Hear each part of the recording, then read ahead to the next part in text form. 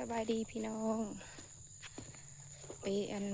สเก็ตสิไปหาใส่เบ็ดกบก่อนใส่เบ็ดหวยพี่น้องคำเติบเลยได้ถือไผ่โคมมานำเกี่ยวขาวขืนคำก็เลยไปหาใส่เบ็ดคำหาใส่เบ็ดกบมาป่นก่อนนะ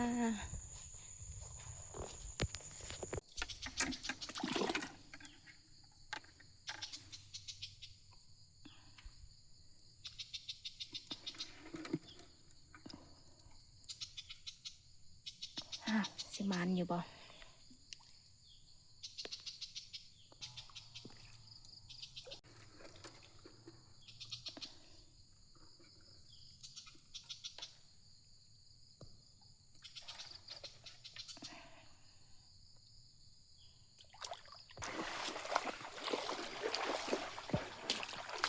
นี่จะน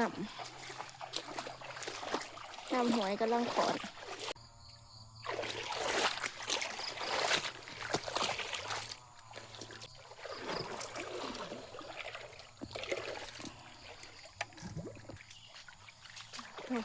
เริ่มมืดเลย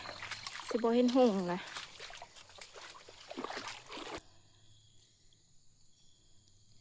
ได้ไต่ไผ่เลย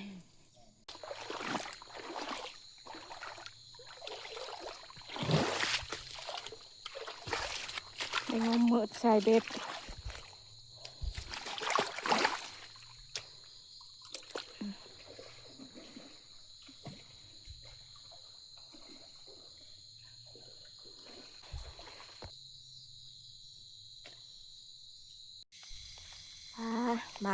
มันบ่ถือได้พี่น้องนี่ปาดโถมันกบโยตัวบักใหญ่นี่ทุกคนมันเติบอยู่เด้มีตัวบักใหญ่เลยกบยามนี่นะมีแต่กบใหญ่มาพี่น้องกินข้าวบ้านเนี่ยตำมักถั่วแล้วก็ปิ้งกบ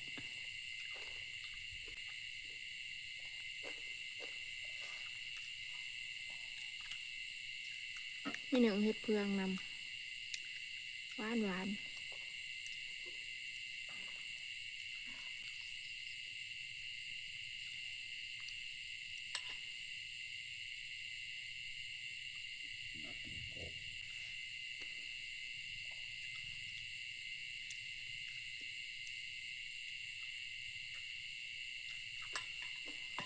ผ้าห้องหุ่นอยู่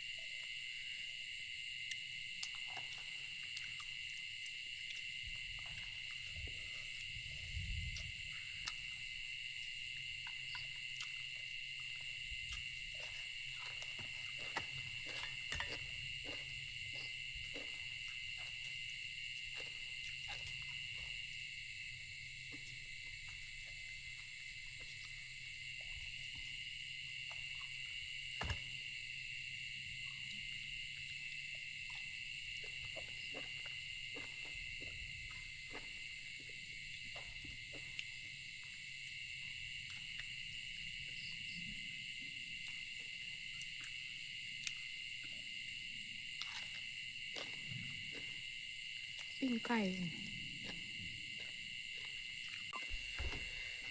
เบิดเกลี่ยงเลยแสบแห้งตำถั่วกับเบิดปิ้งกบกับเบิดคลิปนี้ก็สิขอจบไปซ้ำนี้เด้อทุกคนพบเพาะกันใหม่คลิปหน้าสบายดี